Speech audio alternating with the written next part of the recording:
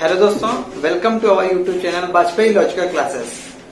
आई am Kaustubh Vajpayee और मैं लेकर के आया हूं आपके साथ इंटरमीडिएट की बायोलॉजी। और आज का हमारा टॉपिक जो है वो बायोलॉजी में टॉपिक है इंटरमीडिएट का प्रिंसिपल्स ऑफ इनहेरिटेंस। यानी इसमें हम जेनेटिक्स के बारे में जानेंगे, आनुवंशिकी के बारे में जानेंगे और इनहेरिटेंस क्या होता है, वेरिएशंस क्या होता है, इन सब चीजों को आज के वीडियो में आप सब हमारे साथ पढ़ेंगे। दोस्तों, आपने हमारी पिछली वीडियोस को बहुत सारा प्यार दिया, इसके लिए तो आप सभी को सबसे पहले बहुत बहुत थैंक यू, बहुत सारा धन्यवाद। और अगर आपने हमारा पुराना वीडियोस नहीं देखा, जो दोस्त हमारे साथ नए जुड़े हैं, अगर उन्होंने अभी तक हमारी पुरानी वीडियोस नहीं देखी है तो उसका लिंक नीचे डिस्क्रिप्शन बॉक्स में आपको मिलेगा, प्लीज उसको जरूर देखें। और जैसे पुरानी तरह वीडियो में प्यार दिया उसी तरह आप इसी तरह प्यार बनाए रहें, साथ ही पढ़ाई करते रहें, अच्छे से नोट्स तैयार करते रहें। अगर आपको पीडीएफ चाहिए तो उसका लिंक भी नीचे आपको डिस्क्रिप्शन में मिलेगा। तो आइए स्टार्ट करते हैं आज का वीडियो। हेरिडिटी, हेरिडिटी मतलब होता है हिंदी में इसको आनुवंशिकता। क्या कहते हैं इसको? आनुवंशिकता। तो देखिए, पहले समझते हैं कि आनुवंशिकता होती क्या है। तो आनुवंशिकता का मतलब होता है जीव के या किसी भी जीव के वे सभी लक्षण जो एक पीढ़ी से दूसरी पीढ़ी तक वंशागत होते हैं। किसी जीव के ऐसे लक्षण जो एक पीढ़ी से दूसरी पीढ़ी तक वंशागत होते हैं, या यूं कहें कि वे एक पीढ़ी से दूसरी पीढ़ी तक जाते हैं या पहुंचते हैं, ऐसे लक्षणों को कहा जाता है आनुवंशिक लक्षण। और ये कहलाता है, ऐसे एक पीढ़ी से दूसरी पीढ़ी तक लक्षणों का जाना कहलाता है आनुवंशिकता। ये तो हो गया हिंदी में। इंग्लिश में क्या बोलेंगे? तो heredity is a process of transmission of heritable traits from parent to their offsprings. मतलब ये हुआ कि हेरिडिटी प्रोसेस एक ऐसी प्रोसेस है, transmission of heritable trait from parent to their offspring. यानी एक जनरेशन से दूसरी जनरेशन तक, माता पिता से उनके संतानों तक जाने को, लक्षणों के जाने को कहते हैं हेरिडिटी। क्लियर है? दूसरी डेफिनेशन देखते हैं। Heredity includes those characteristics which are transmitted from generation to generation. यानी हेरिडिटी उन सभी कैरेक्टर्स को इंक्लूड करती है जो एक जनरेशन से दूसरी जनरेशन तक ट्रांसमिट होते हैं। क्लियर है? यानी heredity includes those characteristics which are transmitted from generation to generation. मतलब ये हुआ कि एक पीढ़ी से दूसरी पीढ़ी तक वंशागत होने वाले लक्षण ही कहलाते हैं हेरिडिटी। नेक्स्ट है इनहेरिटेंस। क्या होता है? इनहेरिटेंस का मतलब होता है वंशागत। वंशागत का मतलब सभी जानते हैं, एक वंश से यानी माता पिता से उनके बच्चों में। डेफिनेशन देखते हैं। The transmission of biological characters from parent to offspring is term as inheritance. क्या मतलब हुआ कि the transmission of biological characters, यानी किसका ट्रांसमिशन हो रहा है? बायोलॉजिकल कैरेक्टर्स का, माने आनुवंशिक लक्षणों का। आनुवंशिक लक्षणों का, तो कह सकते हैं आनुवंशिक लक्षणों का एक पीढ़ी से, माने माता पिता से उनकी संतानों में जाना। यानी from parents to offspring. Parent का मतलब माता पिता और ऑफस्प्रिंग का मतलब संतान। इनमें जाने को कहलाता है इनहेरिटेंस, यानी वंशागत। तो आई होप ये आपको अच्छे से समझ में आ गया होगा कि वे सभी लक्षण जो एक पीढ़ी से दूसरी पीढ़ी में स्थानांतरित होते हैं या कहें वंशागत होते हैं, वे कहलाते हैं आनुवंशिक लक्षण। इसके बाद वंशागत की अगर बात करें तो वंशागत का मतलब होता है कि आनुवंशिक लक्षणों का एक पीढ़ी से दूसरी पीढ़ी तक जाना, यह कहलाता है इनहेरिटेंस या वंशागत। अच्छा, इसके बाद इसका जो अध्ययन करते हैं वो करते हैं जेनेटिक्स में, क्योंकि आनुवंशिकी का मतलब ही यही होता है जेनेटिक। तो अब देख लेते हैं कि जेनेटिक क्या होती है। तो आनुवंशिकी का मतलब क्या होता है? डेफिनेशन देखते हैं आनुवंशिकी की। आप समझते हैं जेनेटिक्स। जेनेटिक्स को हिंदी में कहते हैं आनुवंशिकी। क्या कहते हैं? आनुवंशिकी। इसका दूसरा नाम भी पूछा जाता है, उसको कहते हैं जननिकी।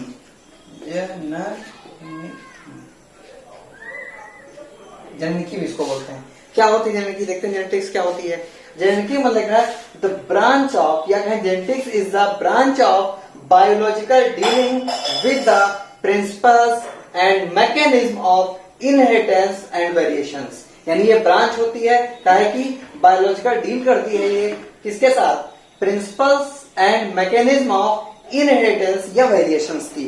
यानी जो वंशागत के जो नियम है, जो सिद्धांत हैं, उनके साथ ये डील करती है।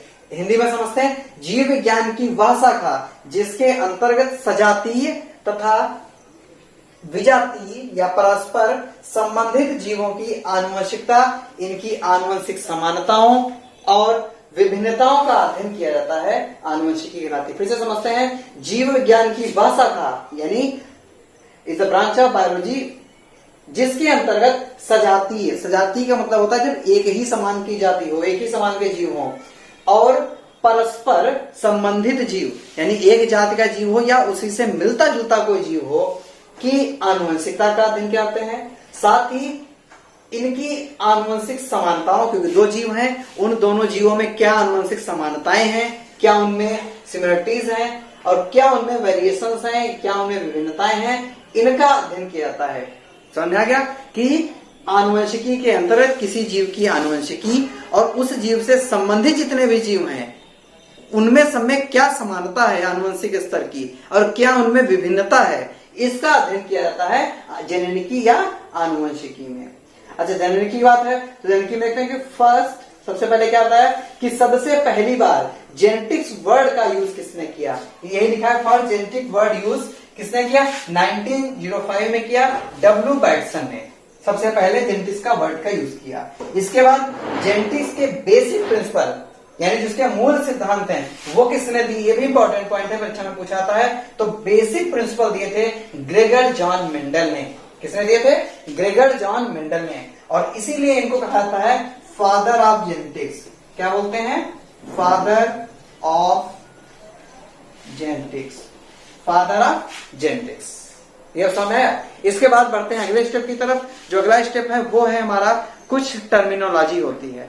टर्मिनोलॉजी का मतलब होता है कि जीव विज्ञान में जो आनुवंशिकी है या जो मेंडल ने जो अपने नियम दिए हैं उन नियमों में उन्होंने एक अलग ही शब्दावली का यूज किया है। उन्होंने उसकी डिक्शनरी एक अलग उन्होंने बना के रखी है, जो हमारी मूल डिक्शनरी होती है बायोलॉजी की उससे अलग डिक्शनरी है इनकी। तो जैसे उसमें एक वर्ड आता है जीन, यानी जीन क्या होता है। सब तो जान लेते कि मेंडल ने इसको फैक्टर कहा था, मेंडल ने इसको फैक्टर कहा था, यानी जीन और फैक्टर एक ही बात। अगर आपको कहीं पर जीन दिख जाए तो भी आप इसी को समझिएगा, अगर फैक्टर मिल जाता है तब भी आप समझिएगा। बस ध्यान रखना कि फैक्टर कहा था मेंडल ने। मेंडल कौन, आनुवंशिकी के जनक यानी फादर ऑफ जेनेटिक्स। क्या उन्होंने कहा कि genes are the basic unit of inheritance and located on the chromosomes, यानी गुणसूत्र पर स्थित रचना होती है। गुणसूत्र पर स्थित रचना जो आनुवंशिक लक्षणों को एक पीढ़ी से दूसरी पीढ़ी तक स्थानांतरित करती है। हिंदी में देखते हैं, जीन गुणसूत्र पर स्थित वह रचना है जो किसी आनुवंशिक लक्षणों को पीढ़ी दर पीढ़ी स्थानांतरित करती है। क्लियर है। यानी जीन, एक यहां से क्वेश्चन बनता है कि जीन कहां स्थित होते हैं, जीन्स कहां लोकेटेड होते हैं, तो उसका रिप्लाई आएगा कि जीन गुणसूत्र पर स्थित होते हैं। जीन गुणसूत्र पर स्थित होते हैं, इसे ध्यान रखना, जीन गुणसूत्र पर स्थित होते हैं और ये आनुवंशिक लक्षणों को एक पीढ़ी से दूसरी पीढ़ी तक जीन को कैरी करता है। अच्छा, फिर यहां पर देखिए लिखा है कि जीन वर्ड का सबसे पहले वर्ड का यूज किसने किया, तो फर्स्ट टाइम यूज किया था जॉनसन ने। किसने, जॉनसन ने। कब, 1909 में, 1909 में। इसके बाद अगला है एलिलोमॉर्फ्स। एलिलोमॉर्फ्स या एलील, क्या इनको बोलते हैं, एलील। अच्छा, एलील क्या होते हैं, या हम पहले ये जाने कि एलील वर्ड का सबसे पहले यूज किसने किया था, तो एलील वर्ड का यूज किया था सबसे पहले बैटसन ने, BATESON, बैटसन ने। बैटसन नाम के वैज्ञानिक थे, उन्होंने सबसे पहले इसको यूज किया था। कब किया था, इसके 3 साल पहले, यानी 1906 में। ठीक है। तो एलील्स देखते क्या होता है, तो alleles are any one of 2 और मोर जीन्स, यानी 2 या 2 से ज्यादा जीन होते हैं, that may occur alternatively at the given site on the chromosomes. Clear है। यानी कि जीन्स पर 2 या 2 से ज्यादा जब अल्टरनेट तरीके से, यानी एकांतर क्रम में, अल्टरनेट बोलते हैं एक के बाद एक छोड़कर एक के, जब इस क्रम में लगे होते हैं तब उसे हम लोग बोलते हैं एलील। ठीक है। और एलिलोमॉर्फ्स जो है वो पूरा नाम होता है और शॉर्ट में इसको बोलते हैं एलील। तो एलील का पूरा फॉर्म क्या बनेंगे, एलिलोमॉर्फ्स। ठीक है। एलील शब्द एलिलोमॉर्फ का छोटा रूप है, वही बात लिखी हुई है। यह समान जीव के एकांतरणीय रूप को प्रदर्शित करता है, यानी जो एक जैसे जीव होते हैं जब वो एकांतर क्रम में लगे होते हैं उनको ये प्रदर्शित करता है। अच्छा, इसके बाद बात हो गई हिंदी में इसको क्या बोलते हैं, एलिलोमॉर्फ्स को हिंदी में क्या बोलते हैं, तो इसको बोलते हैं युग्म विकल्पी। युग्म विकल्पी, क्योंकि हिंदी मीडियम में कभी कभी इस नाम से पूछा आता है, युग्म विकल्पी के नाम से भी पूछा आता है, तो इसे भी जानना जरूरी है कि युग्म विकल्पी शॉर्ट में इसको बोलते हैं एलील। अच्छा, इसके बाद क्या होता है, इसके बाद बात करते हैं जीनोटाइप की। तो देखते हैं जीनोटाइप क्या होता है, फिर फिनोटाइप की बात करेंगे, जीनोटाइप और फिनोटाइप देखते हैं क्या होते हैं। अब बात करते हैं जीनोटाइप या जीन प्रारूप या जीन रूप की। क्या होता है, बहुत अच्छा सा है, it is a genetic constitution of on organ. अच्छा, इसमें देखिए बहुत अच्छी बात है कि कितनी बढ़िया चीजें हैं, यानी जो टर्म्स हैं जेनेटिक्स के वाकई में बहुत अच्छे अगर आपको समझ में आ जाता है। इन्हें पहली बात तो आपको ध्यान रखना है कि इन्हें कभी रटना नहीं है, हमेशा इन्हें समझा जाता है।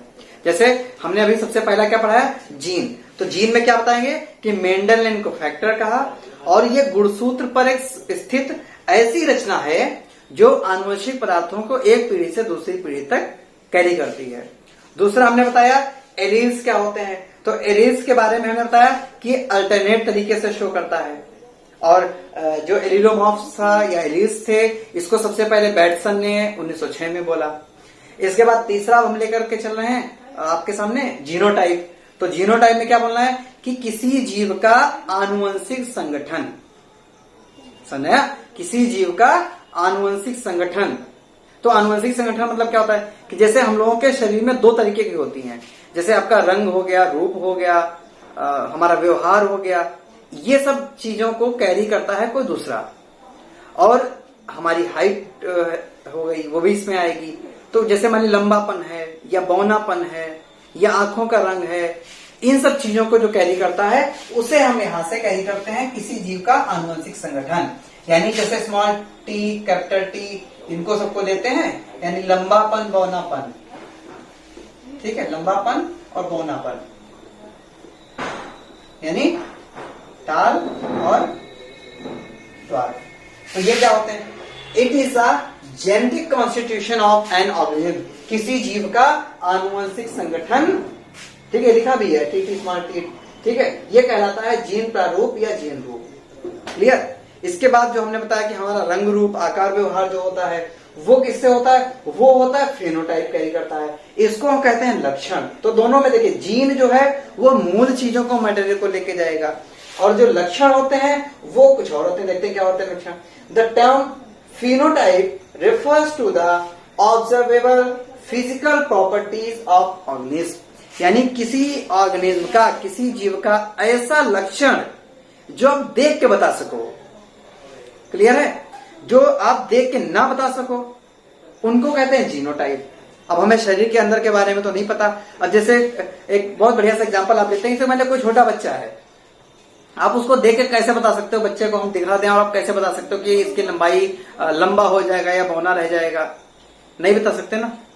उसके बहुत सारे स्ट्रक्चर्स ऐसे होंगे जिनके बारे में आनुवंशिक, उसके अंग ऐसे हैं, मान लिया कोई ऐसी बीमारी है आनुवंशिक की बीमारी, जैसे हीमोफीलिया है, तो क्या बच्चे को देख के बता सकते हैं कि इसको हीमोफीलिया, नहीं ना।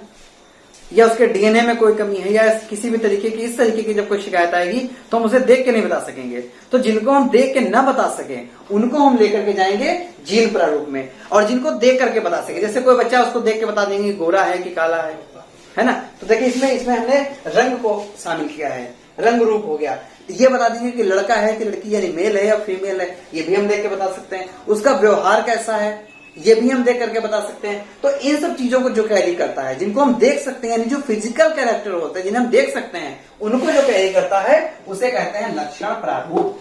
फिर सुन लीजिए कि जो जिन लक्षणों को हम देख के बता सकें, हम देख के समझ सकें, उन्हें कहेंगे हम फिनोटाइप, और जिन्हें हम देख के न बता सके उन्हें कहेंगे जीनोटाइप। बस यही अंतर है जीन प्रारूप और लक्षण प्रारूप में। इसमें बहुत सारे बच्चे कंफ्यूज होते हैं, ठीक है, ध्यान रहेगा कि जीवों के लक्षण, रंग, रूप, लिंग, व्यवहार को जो प्रदर्शित करता है उसे कहते हैं फिनोटाइप, और जो लंबापन, बौनापन, इन सब चीजों को लेकर के जाता है उसे हम कहते हैं जीनोटाइप। नेक्स्ट है जीन लॉकस। जीन लॉकस क्या होता है, जीन बिंदु उसको हिंदी में बोलते हैं। तो लिखा है specific physical location of genes on a chromosome, यानी फिजिकल लोकेशन यानी स्पेसिफिक यानी एक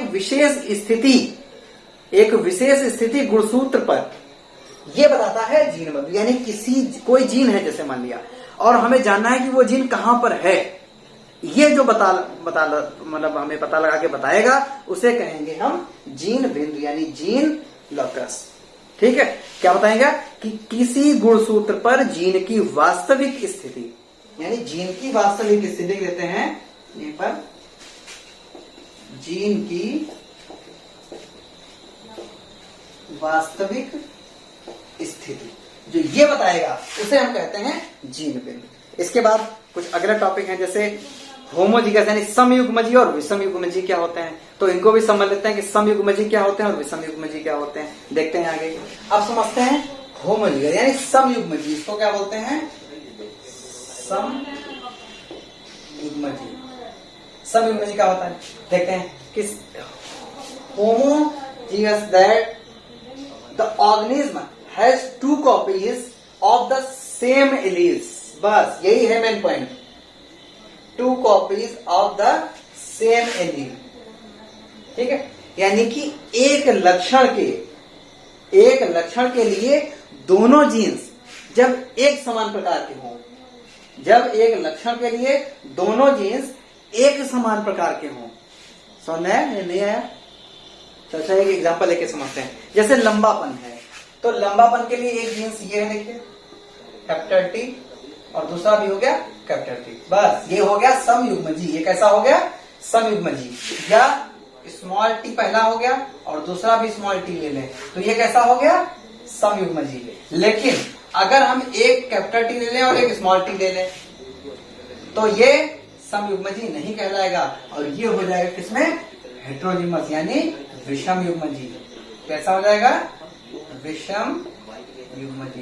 तो इस एग्जांपल को यहां से हटा करके यहां लिख देते हैं, इसका एग्जांपल ऐसे लिख लीजिए और इसको एग्जांपल के लिए ऐसे समझ लीजिए, इसका एग्जांपल है एक कैपिटल और एक स्मॉल।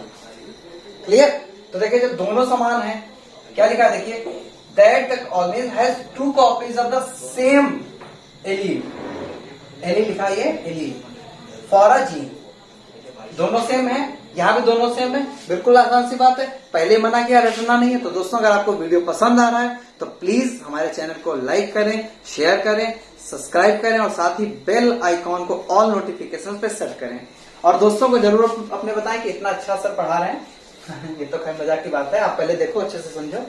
तो देखते हैं क्या, जब देखिए ये भी लक्षण है और ये भी लक्षण दोनों सेम है तो ये कहलाएगा समयुग्मजी। और यहाँ पर क्या हो गया, बाद वाले में क्या हो गया, इसमें रटने की जरूरत ही नहीं, खत्म हो गई कि जब एक कैपिटल टी है और एक स्मॉल टी है दोनों क्या सेम है, तो आप भी बोलोगे नहीं, क्यों?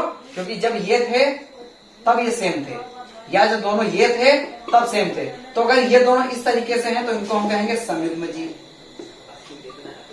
समयुग्मजी, यानी इसकी डेफिनेशन देखो ऊपर लिख चुके। और ये वाला कहलाएगा विषमयुग्मजी। क्लियर है? तो लिखा है 2 different alleles of a gene, ये डेफिनेशन हम यही वाली इसमें फिट कर लें। क्या बोलेंगे इसको, heterozygous that the organism has 2 copies of the same की जगह क्या कर देंगे डिफरेंट कर देंगे, क्या कर देंगे डिफरेंट एलील, बस इतना ही करना है। जहां पर सेम था वहां पर डिफरेंट उठा देंगे तो ये हो जाएगा। क्लियर? ये समझ में आ गया, अच्छे से एग्जांपल समझ में आ गया दोनों के, ये सेम है और ये ठीक है। बढ़ते हैं आगे। अगला आता है वर्ड गैमीट, हम बार बार यूज भी कर रहे हैं। गैमीट क्या होता है, तो देखिए गैमीट को हिंदी में बोलते हैं युग्मक। युग्मक का मतलब हुआ gametes are an organism reproductive cells, यानी जो ये हमारी जो जनन कोशिकाएं होती हैं उनसे ये उनको हम कहते हैं, जिनको हम जनन कोशिकाएं कहते हैं उन्हीं को हम गैमीट बोल देते हैं, इन्हीं को हम सेक्स सेल बोल देते हैं। जैसे समझते हैं कि जो फीमेल गैमीट्स है,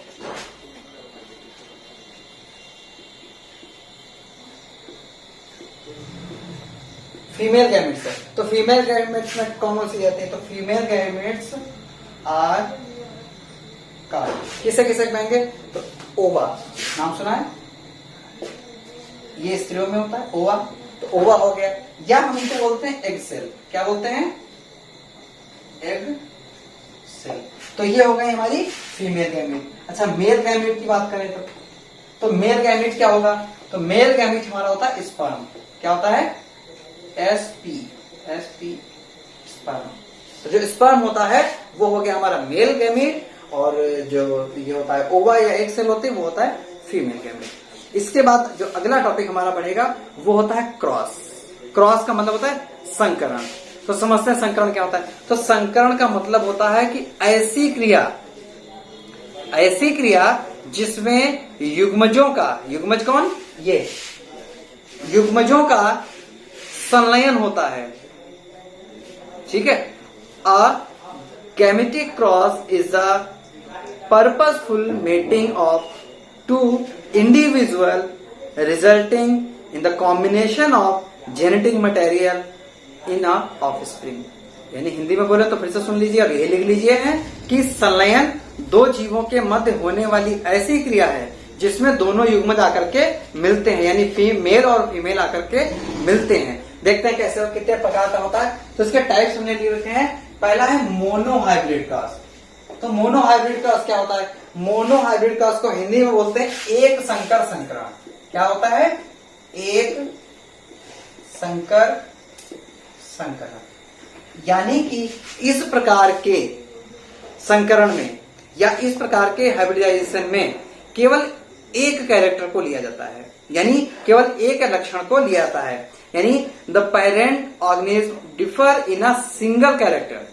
तो जब सिंगल कैरेक्टर होगा, सिंगल कैरेक्टर, तो जब सिंगल हम कैरेक्टर लेंगे तो वो कहलाएगा मोनोहाइब्रिड का। ये हमें सिर्फ एक लक्षण लेकर के चलना है। क्लियर है? जब एक लक्षण लेकर के चलेंगे। इसी प्रकार जब दो लक्षण हो जाएंगे, यानी इसको बोलते हैं द्विसंकर संकरण। द्विसंकर संकरण यानी इसमें कितने लेंगे कैरेक्टर? 2 कैरेक्टर लेंगे। ठीक है। इसमें हम 2 लक्षणों को लेकर के चलेंगे। पहले वाले में 1 लेकर के चलेंगे, इसमें वाले 2 लक्षणों को लेकर के चलेंगे। अगला आता है बैक क्रॉस। तो बैक क्रॉस क्या होता है? तो बैक क्रॉस का मतलब होता है कि जब F1 पीढ़ी में, F1 पीढ़ी का मतलब क्या होता है? जैसे ये थे हमारे, ठीक है, क्रॉस होगा ना, क्या बनेंगे? टी और इधर से भी स्मॉल टी कैपिटल टी, फिर इनका इससे होगा तो स्मॉल टी कैपिटल टी होता है। प्योर में जब कराएंगे ये बन के तैयार होते हैं, इनको हम कह देंगे F1 जनरेशन। तो जब F1 वालों का पीछे वालों से कराया जाता है, क्लियर है? तो जब इस तरीके का क्रॉस होता है तब उसे हम लेकर के जाते हैं बैक क्रॉस में। क्या इसको अगर हम बोलेंगे तो क्या बोलेंगे? अगर लिखना चाहें तो क्या लिखेंगे? F1 बैक क्रॉस का मतलब ये हुआ कि F1 संतति के, क्या लिखेंगे? F1 संतति के संकरों, संकर का मतलब वही जो बने थे अभी, संकरों का उनके जनक का, उनके जनक से जब इस तरीके का कराते हैं तो वो कहलाता है बैक क्रॉस। यानी ये हो गया थर्ड टाइप। फोर्थ टाइप होता है टेस्ट क्रॉस। यानी इसको टेस्ट क्रॉस को हिंदी में बोलते हैं परीक्षणार्थ। क्या बोलते हैं? ऐसे लिखते हैं परीक्षार्थ ना, परीक्षा संकरण। अच्छा, तो इसमें क्या होता है? परीक्षा संकरण में क्या होता है? परीक्षा संकरण का मतलब होता है कि जब किसी जीव का उसके अप्रभावी जनक से संकरण कराया जाए। किससे? अप्रभावी जनक से। अप्रभावी जनक से संकरण, तो ये कहलाता है बैक क्रॉस। और अब 5वां है रेसिप्रोकल क्रॉस। रेसिप्रोकल मतलब होता है, हिंदी में होता है व्युत्क्रम। व्युत्क्रम,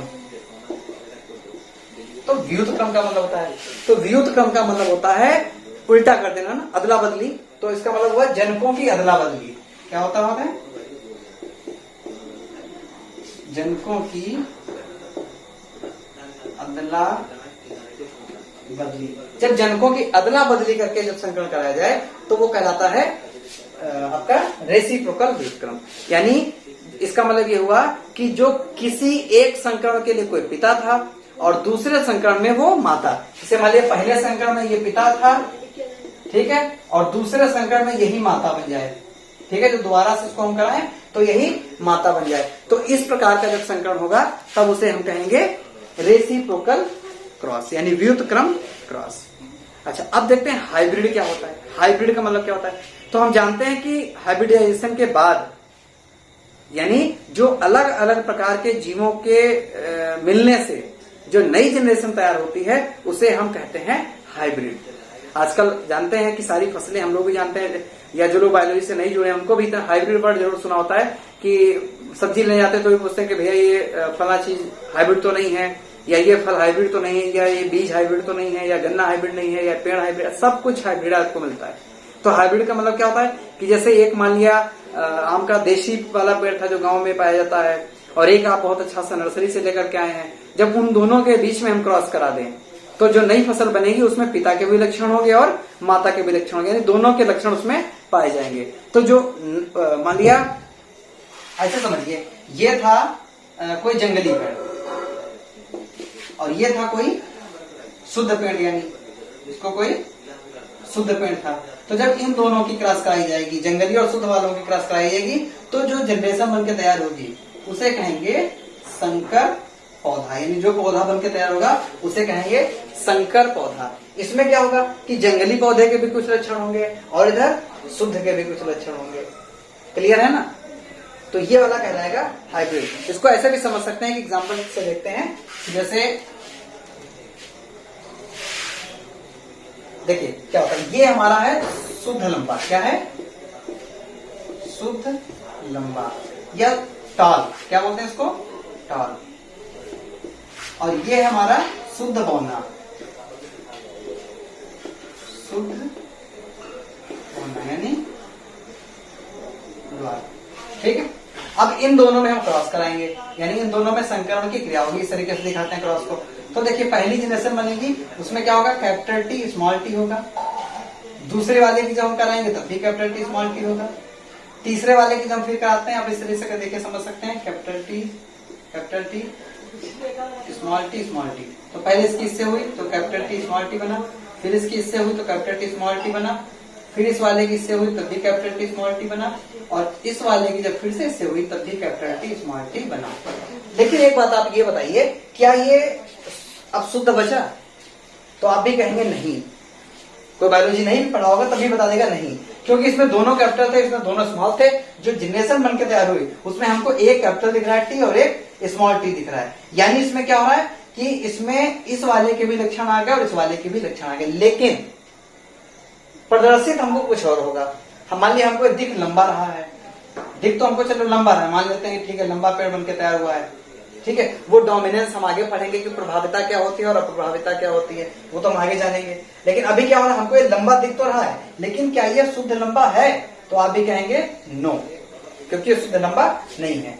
बस यही कहलाता है हाइब्रिड। अब आपको समझ में आ गया होगा कि दो अलग अलग प्रजातियों से या दो विषम युग्मजी संतत से, जो दो जननिक रूप से भिन्न भिन्न जनकों से जो संकरण के बाद जो संतान उत्पन्न होती है, उस संतान को कहते हैं आपका हाइब्रिड।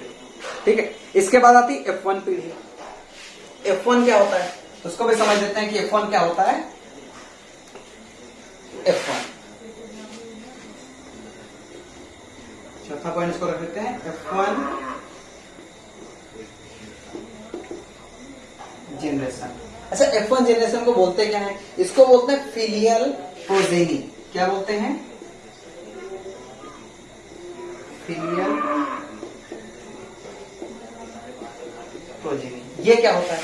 तो फिलियल प्रोजेनी यानी F1 पीढ़ी ये होता है कि वो संतति जो दो जननिक रूप से भिन्न भिन्न जनकों के मध्य संकरण कराने पर उत्पन्न होती है। माने हमारी ये जो पीढ़ी बन रही, तो देखिए ये अलग एक जननिक था और ये एक जननिक अलग पीढ़ी थी, दोनों अलग थे। तो जो ये बन के तैयार हुई इसे हम कहेंगे F1 जनरेशन। क्या बोलेंगे इनको सबको? F1 generation.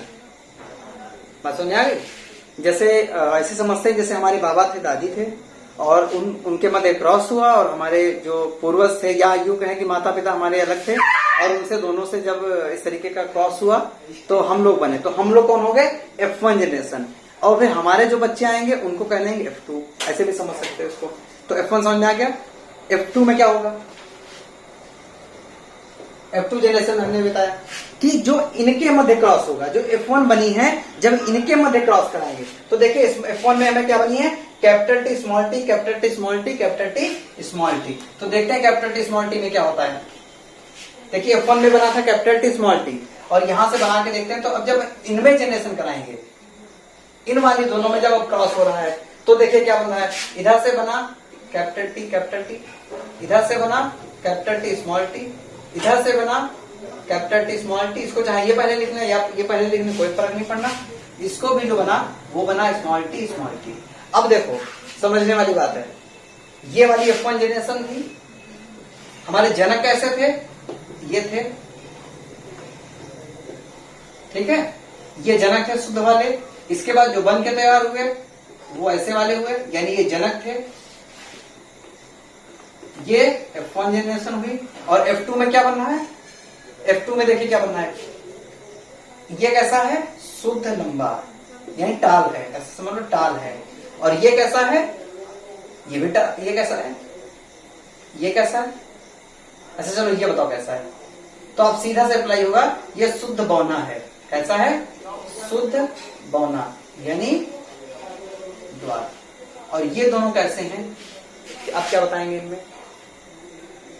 तो इन दोनों को हम बताएंगे कि ये दोनों ऐसे हैं कि जिनमें लंबापन भी है और बौनापन भी है।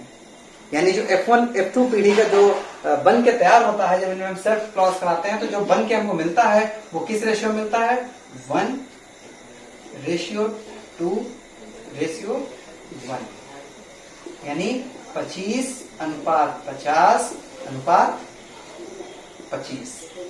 ठीक है, इस रेशियो में हमें F2 जनरेशन मिलती है। बात समझ आ गई। तो यानी इसको हम बोलेंगे सेकेंड फिलियल, ठीक है, इसको बोल देते हैं। तो जो F1 पीढ़ी होती है उसका रेशियो क्या रहता है, उसमें सभी संकर हो जाते हैं, हाइब्रिड हो जाते हैं। लेकिन हाइब्रिड वालों का जब हम फिर से F2 पीढ़ी में क्रॉस कराते हैं या कह दें फिर से सेल्फ पॉलिनेशन कराएंगे उनमें, तो जो बन के तैयार होगा वो इस अनुपात में हमको मिलेगा 2:1:2:2, यानी शुद्ध लंबा, शुद्ध बौना, और ये दोनों इनमें शुद्ध बौनापन भी है। और तो ये क्या शुद्ध है, इनको हम कहेंगे अशुद्ध। क्या बोलेंगे इनको, अशुद्ध। ये जो प्रजाति बन के तैयार हो रही है उसको हम कहेंगे अशुद्ध। ये बात समझ आ गई अच्छे से, कैसे बनता है, क्या होता है।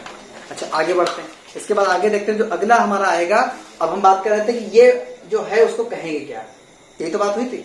तो हमने कहा था अभी आगे बताएंगे डोमिनेंस क्या होता है। तो देखते हैं डोमिनेंस क्या होता है। अब बात करते हैं डोमिनेंट ट्रेट, यानी प्रभावी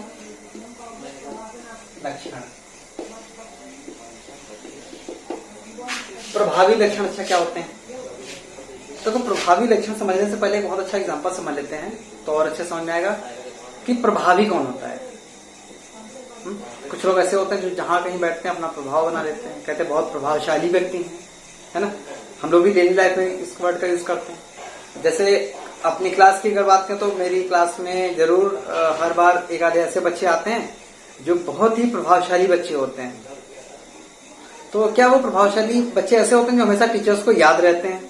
बहुत सारे बच्चे पढ़ के जाते हैं लेकिन हम लोग उनको भूल जाते हैं, या जो हमारे टीचर्स भी होंगे वो भी ऐसे रहे होंगे जो हम लोगों को भूल जाते हैं। या लेकिन हर टीचर, दुनिया का कोई भी शिक्षक ऐसा होता है जो हर साल हर बैच में से कुछ एक या दो बच्चों को हमेशा याद रखता है।